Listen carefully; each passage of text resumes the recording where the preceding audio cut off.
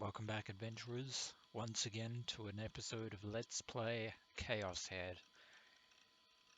And in the last episode, Barn went to the General Hospital alone, only to find that Ewa had followed in his footsteps. Add to the fact that he hadn't brought either backup or a weapon to support him, Barn's options were sadly seriously limited. And on top of that, there was a series of mysterious foot sounds or footsteps running up the stairs which Barn felt compelled to follow. Little realizing that the entire thing was in fact a setup, and when he arrived on the roof he was shot by the Count Spider kidnapper, who revealed himself to be none other than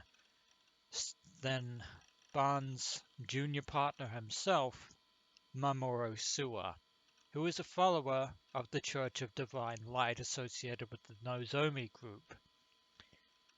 And one of the final words that he said before he murdered his former superior Yazuji-ban was the fact that Suwa was a wizard. Now, I believe that this is the fact that since he is a member of the Church of Divine Light and the Nozomi group, Suwa himself has a portable version of Noah 2 on hand, which means that he himself has the artificial power of a megalomaniac, which makes him even more dangerous.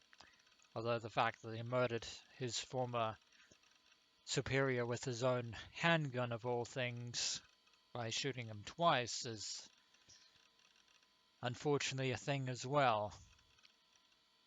But Yazuji-ban is dead, murdered by Suwa, leaving you all alone by herself in a darkened hospital. And meanwhile, at his home base, Takumi Nishijo has been typing the words "kill me" on the Ensu chat room over and over and over again. And only now has Grim finally deigned to make an appearance.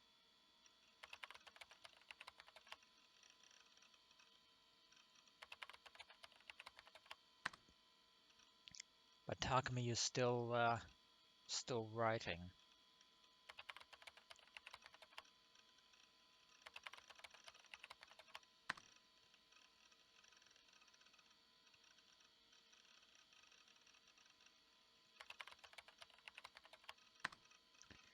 Completely ignoring Grim altogether.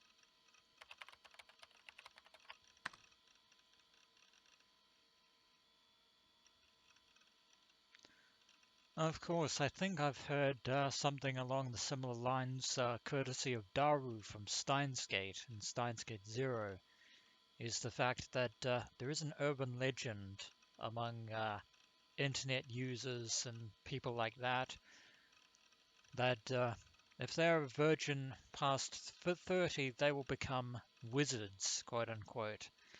A very tepid urban legend, if I do say so myself.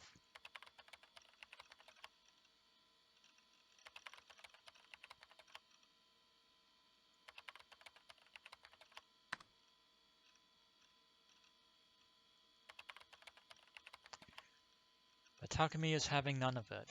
He has definitely lost all will and all hope.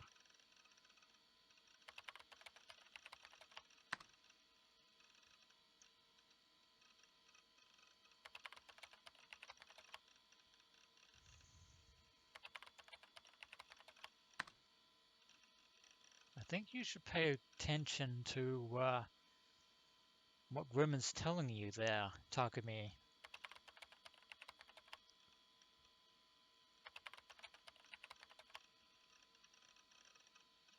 Something big is going to start in about an hour at the Shibuya Scramble crossing.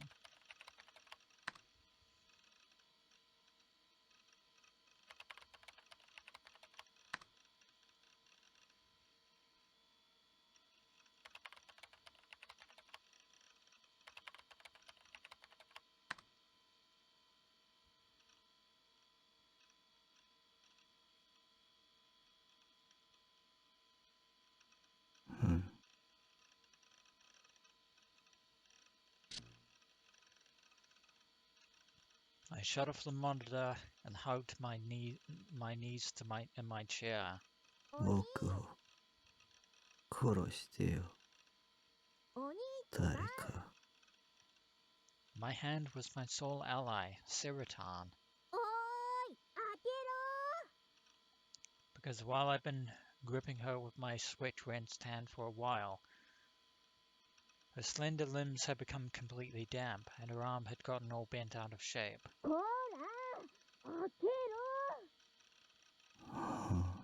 And there was a voice.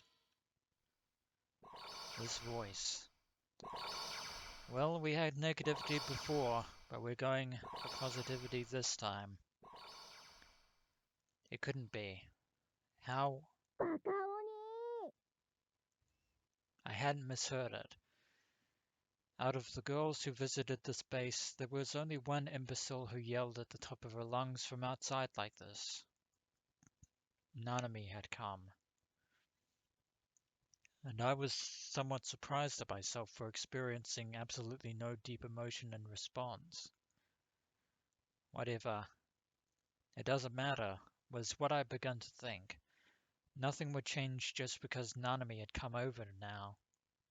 Besides, there was nothing especially mysterious about her coming here. Hadn't Rimi said something about going off to save her?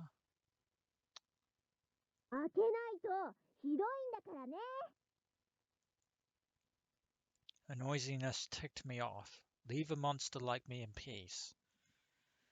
Nanami was only thinking about her own right hand, not that I had any idea of what had become of it. I couldn't get in the mood to talk with other people anymore.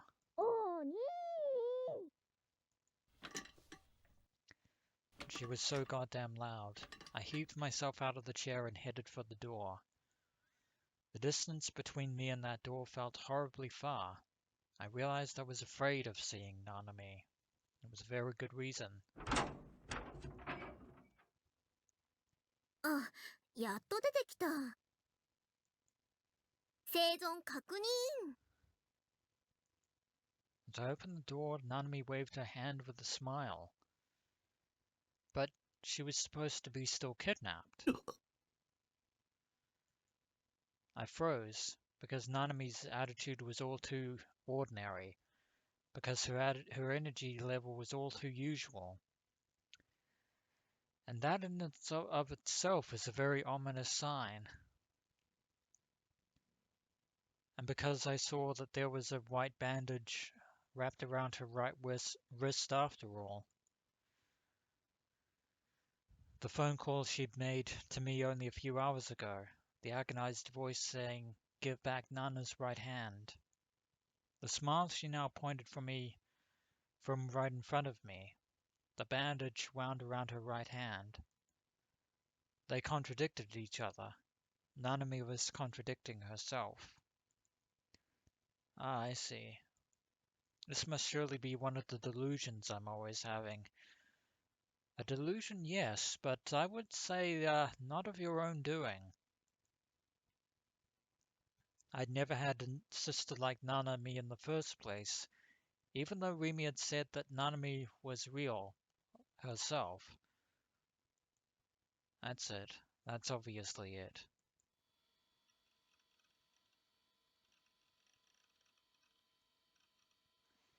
Ignoring her, I went back into the room and sat down on the sofa. I gave the Serotan figure another tight squeeze. I clenched her so hard it made my hand hurt a little, but even that pain was delusionary anyway. お兄、どうしたの？元気ないじゃん。 But delusion or not, it is Nanami. Everything in this world was made up of delusions, delusions that unfolded solely within my brain. Both me and the delusions I viewed like this, everything was false. 徹夜でゲームでもやってたの？もっと人間らしい生活したら？え、なになに？ Something tells me you're not going to want to hear this. 黙れ。ちょっと、そんな言い方しなくてもいいじゃん。お兄だからって何言っても許されるとか思ってる？黙れよ。もうそう妹が。妄想？ Throwing my body against the sofa backrest, I looked up at the ceiling.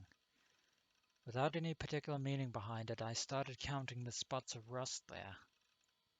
I didn't want to let Nanami into my sight, because she'd only make me grow hollower.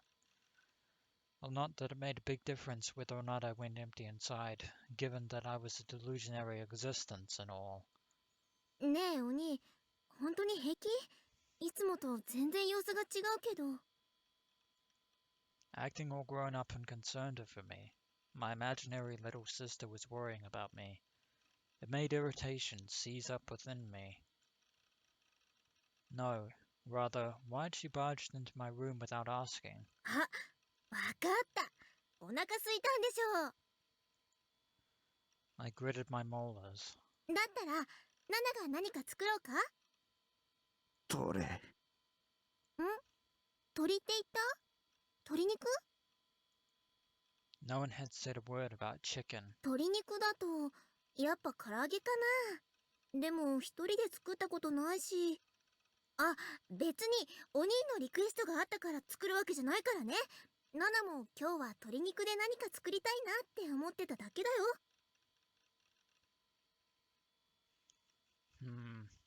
This is, too deliberately tsundere.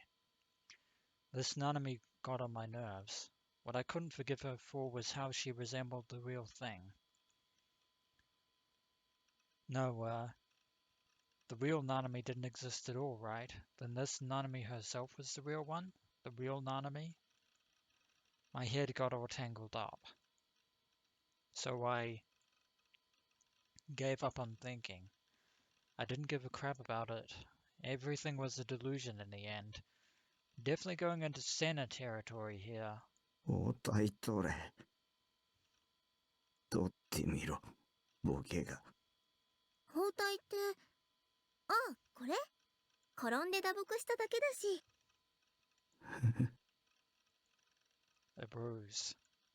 The truth? A lie? I'd know if she took it off. ほんと、わがままなお兄だな。じゃあ約束してよ。ナナが包帯取ってみせたら、お兄も元気出すって。The sound of cloth rubbing against itself echoed through the quiet room. My ears rang, my head ached. Even those things were delusions, so I didn't concern myself with them. はい、これで満足？って、ちょっとお兄、わざわざ取ったんだから、ちゃんと見てよ。I slowly lowered my line of sight. Nanami rolled up the sleeve of her uniform and thrust her right hand in my direction. From her slender arm came a drop of blood. The words slashed into her wrist as wounds were... その目、誰の目？ Oh dear.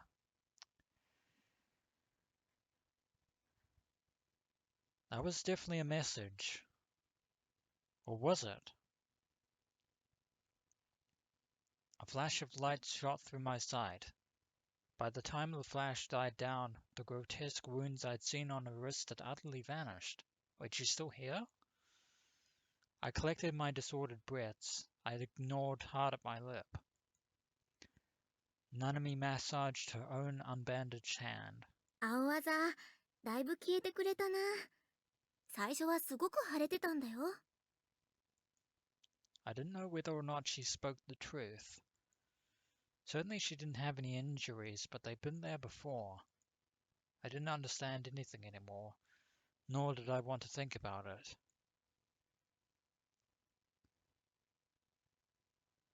I leaned my neck back against the sofa again. Even more stranger things are unfolding. ねえ、ナナミ、 I spoke to my sister, to the female who may or may not have been her, without turning my gaze to her. お前が本物でも偽物でもどっちでもいいよ。 Now I sought only one thing. 僕を殺してくれないか。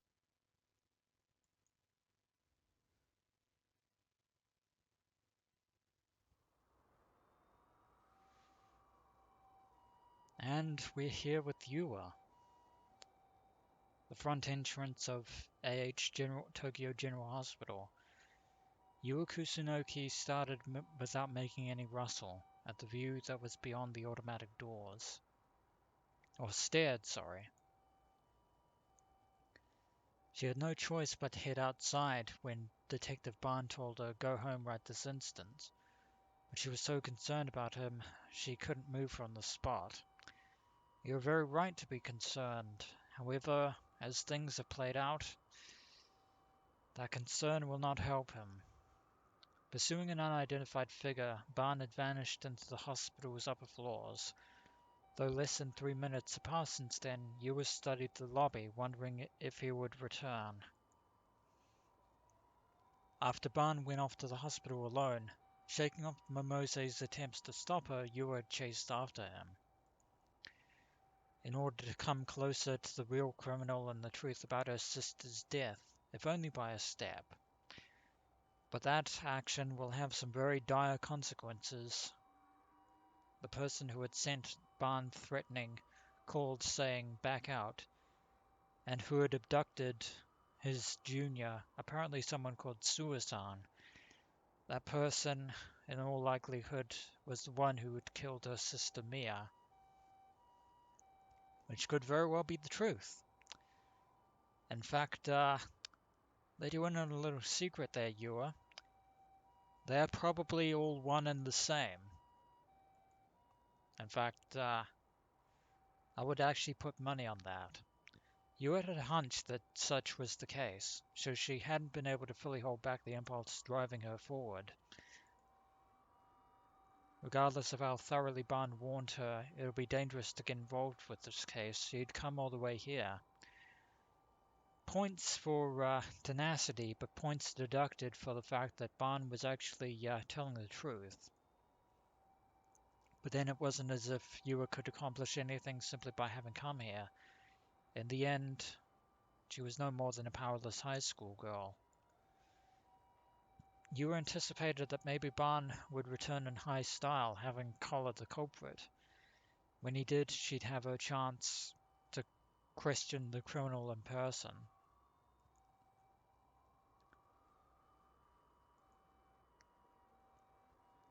That was the question that Yua wanted to ask no matter what. Right then, she abruptly sensed a gaze. Uneasy, Yua surveyed her surroundings. 2 hours had yet to pass since sundown, but the hospital's front entrance was uncannily quiet.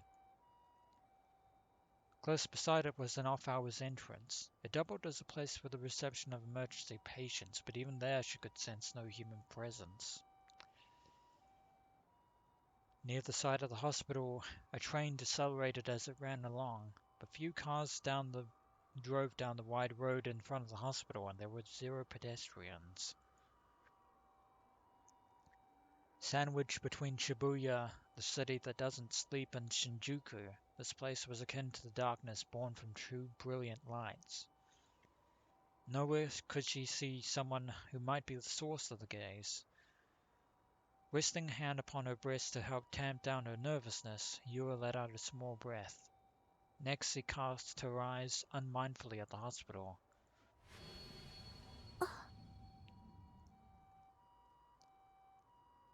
Wait a minute. A lone girl stood there. The light around the hospital entrance had already gone out, leaving it dim. Despite that, the girl's form floated up out of the darkness with a terrible clarity. Mia-chan. Yura murmured unthinkingly. She knew it was impossible, but she couldn't keep her voice from coming out. The girl's figure looked exactly the same as hers, and exactly the same as her younger twin sister, who was no longer in this world.